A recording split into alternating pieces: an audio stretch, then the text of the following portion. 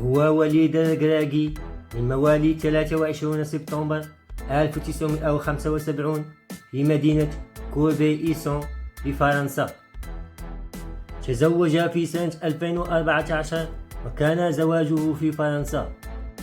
شارك المدافع وليد الركراكي مجموعة من التجارب في الدوريات الفرنسي والإسباني ثم المغربي، وبتفوقه الكبير جعله يفوز بجائزة أحسن مدافع في الدوري الفرنسي الدرجة الثانية، إضافة إلى جني بطاقة الصعود إلى الدرجة الأولى مع نادي أجاكسيو.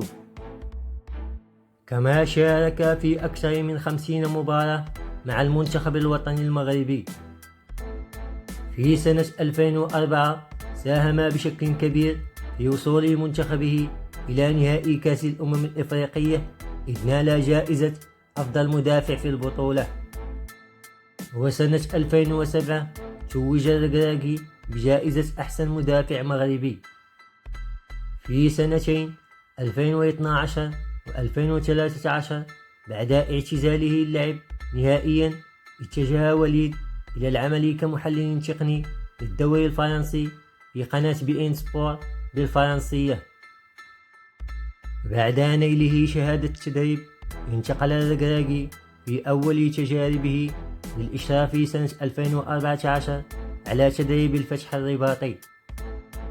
وضع وليد مشروع كروي مع المسؤولين يتضمن التنسيق مع كافة الفئات السنية للنادي بشراكة مع أكاديمية محمد السادس لكرة القدم.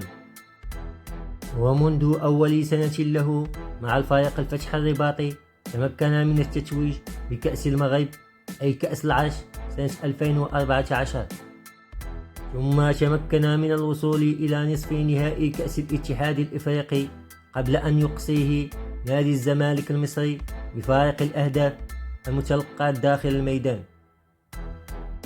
سنة 2015 وصل وليد بفريقه مجددا إلى نهائي الكأس، لكنه خسر في ضربات الجزاء بعد انتهاء الوقت الأصلي بالتعادل السلبي.